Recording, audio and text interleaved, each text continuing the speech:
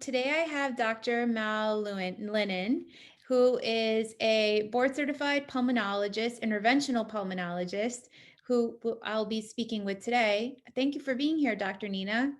Thank you so much for having me. Looking forward to speaking with you.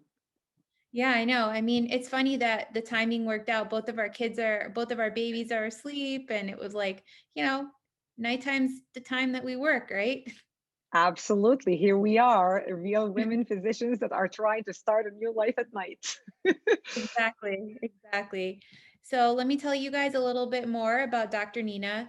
She is originally from Morocco, began her career in France, then pursued her dream of becoming a physician in the US. She completed a biochemistry degree at Juanita College and continued her medical training at Crozier Chester Medical Center. After graduating from the Philadelphia College of Osteopathic Medicine in 2005, in 2008, she began a 3-year fellowship in pulmonary disease and critical care medicine at Drexel University Hahnemann University Hospital.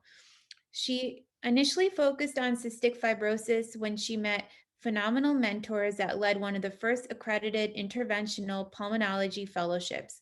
The latter was established at the Cancer Treatment Centers for America in Philadelphia and was created at a time when interventional pulmonology was in its infancy stage, even at the world's most advanced tertiary care centers. After completing the fellowship in 2011, Dr. Maouelainin established the first successfully run private interventional pulmonology program in Pennsylvania, drawing upon her extensive training in the field and program leadership experience. Today, she is the CEO and president of Lung Health Services. In this role, she oversees the day-to-day and big picture operational needs of providing state-of-the-art care to lung cancer patients in the greater Philadelphia region. Lung Health Services slash interventional pulmonology services focuses on minimally invasive techniques and procedures that make it possible to diagnose lung cancer and other chronic lung conditions in patients early, setting them up for prompt, aggressive treatment that yields positive results. In addition to providing this level of specialized care, Lung Health Services aims to increase lung cancer awareness among patients, families, and communities and make a comprehensive treatment plan readily available for all individuals facing lung cancer and other chronic lung diseases. That's impressive, my friend. Thank When you. I spoke to Paula, Paula Muto, Dr. Muto. She said that your goal was to cure lung cancer, which Exactly. which I is think, a very daunting task, but very. I feel like you're up for the challenge. thank you. Yes, absolutely. I think that um, we have been very comfortable with the norm in how we deliver care, specifically how we diagnose lung cancer. And more importantly, we've been pretty lazy as a society to address the lack of screening, including the health disparities that we have. And when we initiated the program with the right team members, the right algorithm, if you want, we were able to actually accomplish a stage shift within the first 18 months of establishing the program in a suburban area. So the sky's the limit, right? As long as we have the right element, the right content, the right purpose, we should be able to achieve anything we put our mind to. That's very true. Before we begin, I wanted to ask you what made you decide to pursue an independent practice or create an independent practice for interventional pulmonology? It's so rare, and it's the first time I'm hearing of one. It's very impressive. I do a lot of lung volume resections in the operating room, and I mean, it's impressive to do it on your own and not be affiliated with the hospital. True. That is really a big challenge. And originally, I just went with the flow. You graduate and you decide to go ahead and join a group, or the majority of them at this point are owned by hospitals. They were swallowed in the massive movement that happened across the country. So, really, the idea came about whenever I started realizing that belonging to a hospital system and being owned by an administrative crew actually put me at a disadvantage to present the best possible care to my patients by limiting not only my access, because after all, you're able to see the patients that are with the right insurance that the hospital is contracted with. We are interventional pulmonologists. There's so few of us around the country. The idea popped whenever ultimately I had a patient that I was seeing, and because he lost his insurance, he couldn't actually follow me and continue seeing me. And I had no idea. And he met me in the parking lot. And in the parking lot, I'm like, oh, when am I seeing next? Are you okay? And his answer it was, well, you're not seeing me anymore because you don't take my insurance. And I'm like, I Mhm. don't take your insurance? And it was like the wake up call. And we don't think about it, but the front desk has no idea, or we don't know what the front desk is doing, what they're telling patients, unless they work for you. So I went in and I went back in the office and I asked the front desk, and I'm like, how come you didn't schedule so and so? I put a stent in. He's going to need follow up. There isn't any IP around here. And their answer, well, we don't take his insurance. I'm like, well, schedule him anyways because he needs to be taken care of. And her answer was, we don't work for you.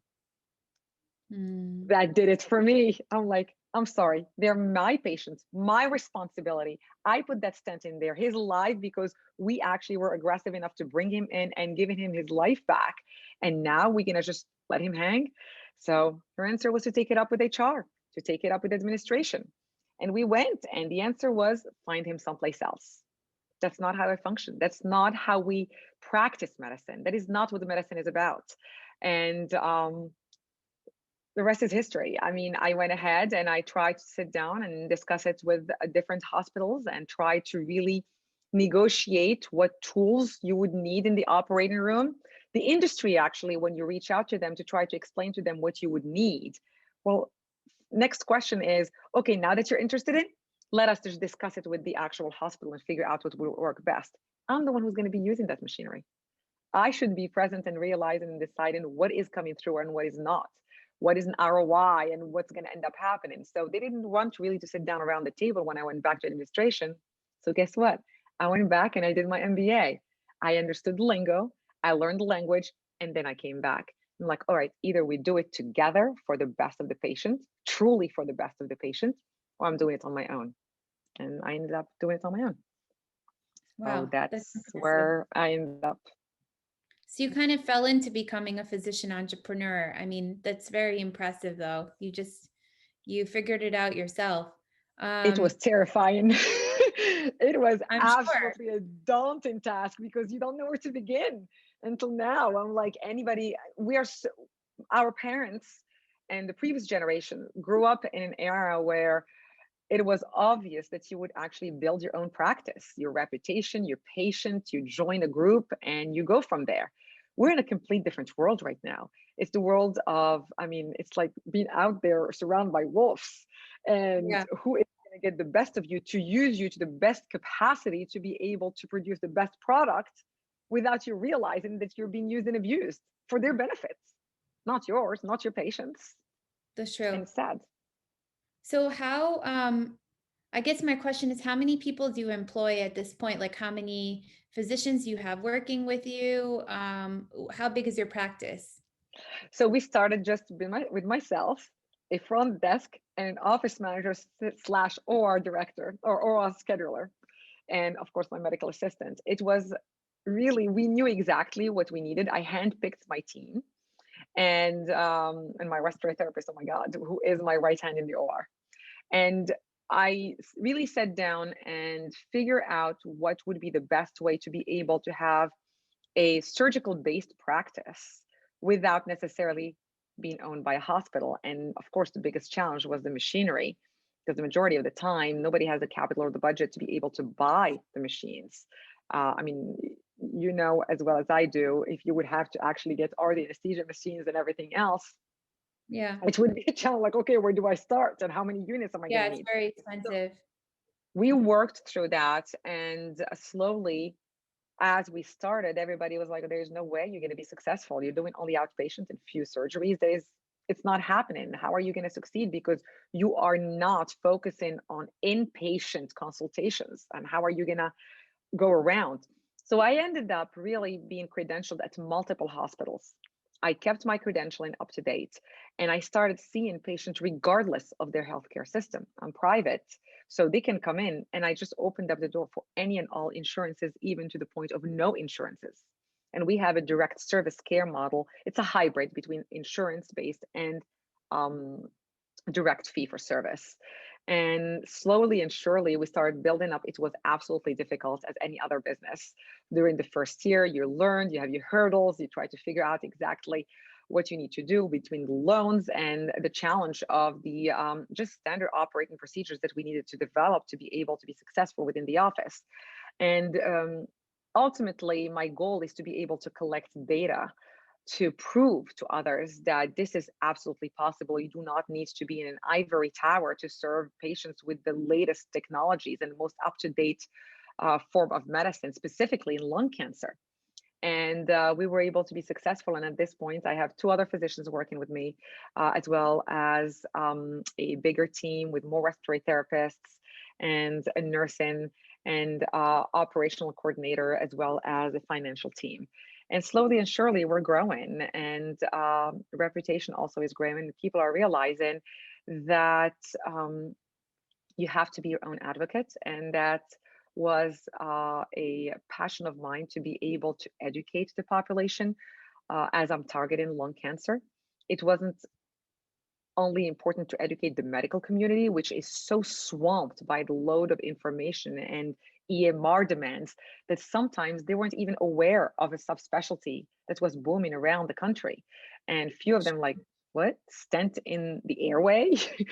What is that? And now slowly and surely, I initiated the medical community education. And then I realized certain physicians I'm not going to be able to get to, specifically in the primary care setting. So I went and started educating the patients. And that's when, specifically with COVID, I started a Thursday evening educational session for all free to show up and learn about the lungs, learn about what lungs are about. And more importantly, my goal is to learn about lung cancer screening and demanding, really, if you meet criteria, to get that screening completed.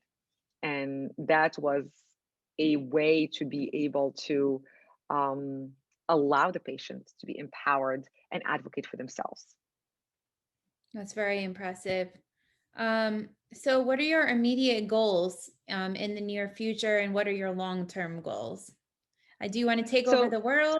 Do you want to? yes, absolutely. So my immediate goals are lung cancer stage shift. I mean, with COVID, we had a setback because everybody delayed their screenings. I'm so happy that the USPS task force lately updated the recommendation to 20 pack years, including and targeting the minorities that really were overlooked in the previous recommendation, specifically female and low income population and African Americans that tend to smoke a lot earlier in age and are at a higher risk of developing lung cancer sooner than others, as well as the lung cancer family risk, family history risk. So my goal is to be able to educate as much as possible and have a very strong lung screening program, regardless of geographical location or insurance coverage. We should be able really to have it as an app where anybody can ask the question, ask them, and answer them and automatically get a low dose CT. I mean, mammography, 40 years old, people get their mammograms. Close to 60% were able to actually get their mammograms as of last year or the year prior. Only Mm, 1.6% of eligible people for lung cancer got their screening. yeah. 1.6% of millions of people. And how many smokers do we have? So that's my short term goal, is to have a robust screening program that parallels with our robust interventional program that allows patients to actually survive lung cancer. There have been advances in genomics and genetics that is mind blowing. And I think we are in a better shape nowadays than we've ever been in the past. As far as my long term goal is to be able to replicate this. My long term goal is to scale this model, not for a financial gain, not at all, but rather, and I mean, the industry has tried to get me to sell the actual model. And I think it's better to scale it by teaching it, because ultimately I will be able to impact so many more lives if I actually take under my wing and mentor and coach other interventional pulmonologists in accomplishing just the same, in being independent. I mean, women or men, but few of us women are within the interventional pulmonology realm and are meeting challenges that are everybody else's challenges nowadays. Everybody's vocal nowadays about what's happening in medicine and the disparities and the equity that's not really there necessarily. And that is definitely a reality and is true in our world. So my long-term goal is to be able to have a bunch of mini lung health services, not necessarily with the same name, like I said, but if each interventional pulmonologist, as they graduate, actually consider being private and impacting their community, then we would have been able to win the battle against lung cancer. That's impressive. So what challenges have you faced being a female physician entrepreneur? Oh Because boy, you other spoke a than little bit, yeah, you spoke a little bit about the numbers, like, you have such a small percentage of women in your specialty. Um, correct. so in terms of pro getting funding or, any challenges, whether it's like in terms of marketing or in terms of getting the word out there, what challenges have you faced? So I think the biggest challenge, like you said, from the finance standpoint, although it is improving lately, when you walk in a boardroom and you try to present a financial a financial plan, uh, everybody, as soon as they see a woman coming through, is all right. She's not in the boys' club, and let's listen to her, give her the platform, and we'll ask question, maybe a, maybe nay. And majority of the time is they already decided as soon as you walk through the room that not that interesting. But whenever you make it personal, whenever they understand that this can be them with a lung nodule and they better listen because it impacts lives, in addition to obviously explaining how the return on investment is going to be beneficial to them, um, you get somewhere and you get the second meeting. But I got to tell you, before my MBA, it was extremely challenging to actually get to that meeting. CFOs and administrators did not want to hear you out unless there was already a female within the leadership that gave you the ability or gave you the opportunity to sit down with the rest of them. So that's definitely still true. Whenever I show up with my CFO, I get a different greeting than if it's me by myself.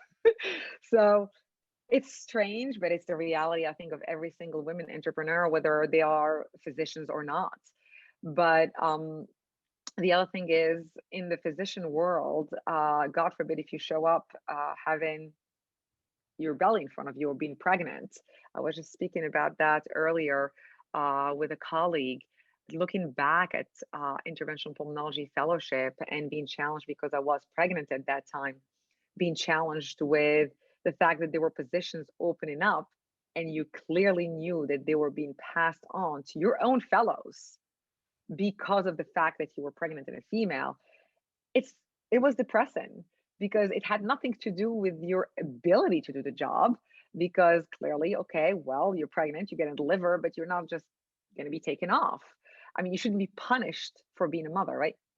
And regardless of how good you were at your job, their mind was, okay, are we really comfortable having a female and a mother as that, taking care and being in charge of a such a young specialty and a busy program?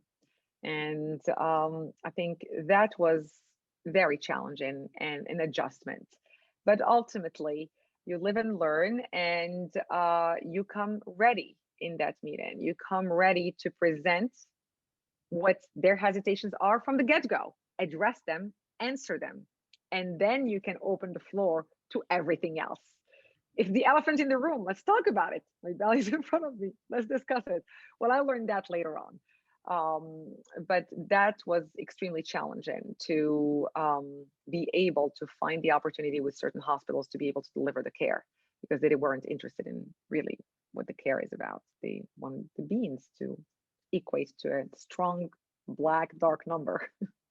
So Well, I think it's unfortunate. I mean, I think recent research has shown that women actually are able to provide better care. Outcomes are better both in the ER and even in surgical specialty when a patient is cared for by a female. So I find it's ironic that we're judged for being a female and being a mother when we actually are providing good care, maybe even better care. I won't say necessarily it's better, but probably better. But it is a challenge that I'm sure many before us have faced. And I hope that, people who see you will be inspired to create something amazing like you have. Um, so I had a question for you. I wanted to ask you where my followers can find you, where the audience can find you in terms of where you are on social media, and also what you're looking for in terms of your group at this time.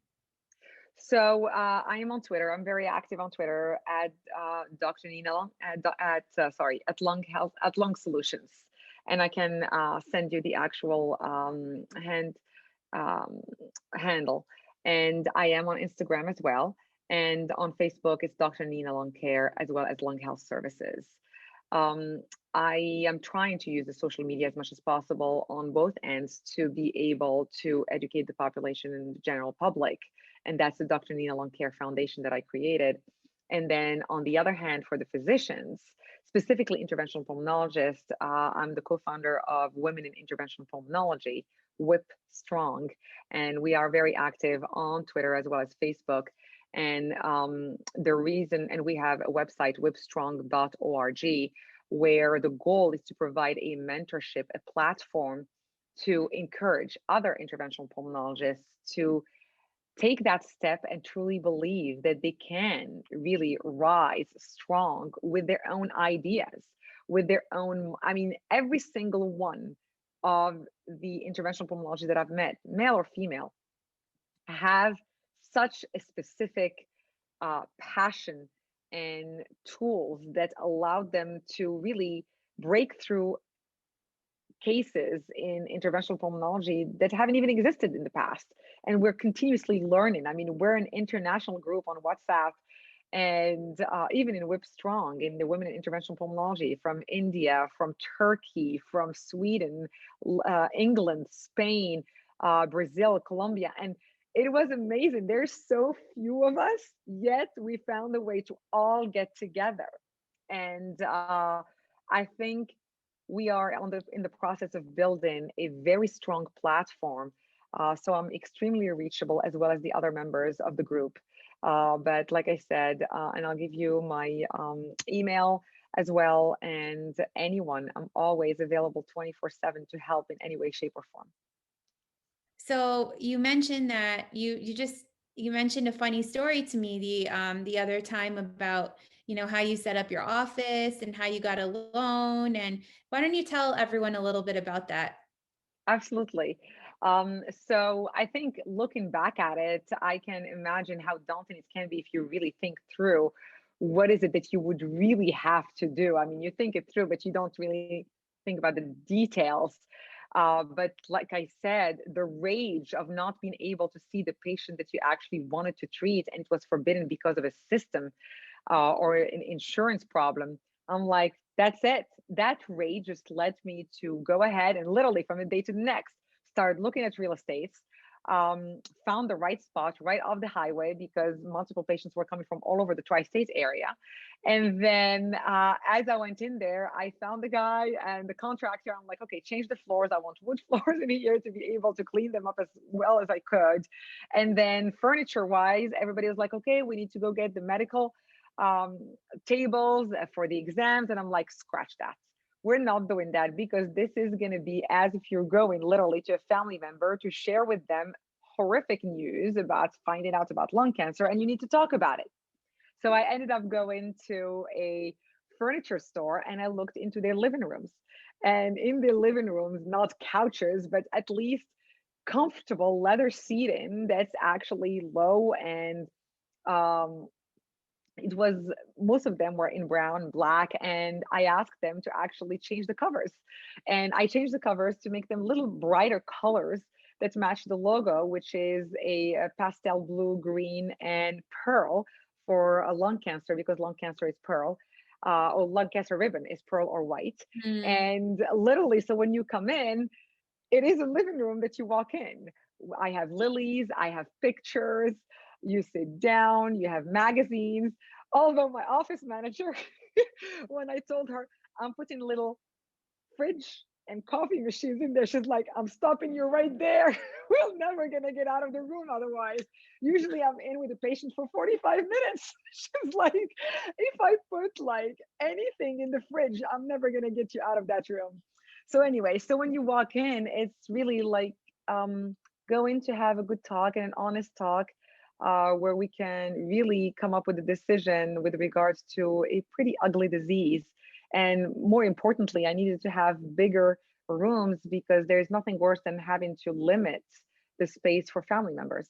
So when I see patients, it's a big family gathering where we decide what the next step is and give hope.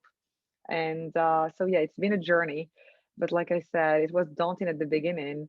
And I'm thankful for actually everyone that I've met along the road. Like I said, at the bank, sitting down, thank God for the female entrepreneurial mind that was there and who literally believed in my mission and gave me the opportunity and the loan to be able to get started. So I'm forever thankful. I loved how you improvised and you also built your practice in a way where you have the patient in mind and you also realized, hey, I don't really need to have an exam table. I want patients to be comfortable. My main purpose is to speak to them, to understand, you know, explain the diagnosis to them so that there's shared consent Exactly. and they really understand. And many times it's really tough to do that. And certain offices, doctors are expected to spend like 5 to 10 minutes with It's patients. So, crazy. That's yeah, crazy. I remember a colleague who was saying they had lights at the corner that actually is very slow whenever you over the 15, and then it gets faster and faster whenever you have other patients waiting. I couldn't even imagine working in an environment like that, let alone the patients. And you never know how it goes. And with lung cancer, breaking the news, you have to be at the same level. You have to be sitting with one another. You have to be able to hold hands. I mean, those exam tables and you're on the stool sliding all over the place. No, we have to be level to level and be able to really truly have an honest discussion, the truth, whether it's about life or death. So it was an experience for sure. that was great. That is so true. Thank you. Awesome. Well, thank you for being here today. It was a pleasure to Thank you meet so much for you, having me. and I wish you all the best. Thank you so much. Thank you. Thank you.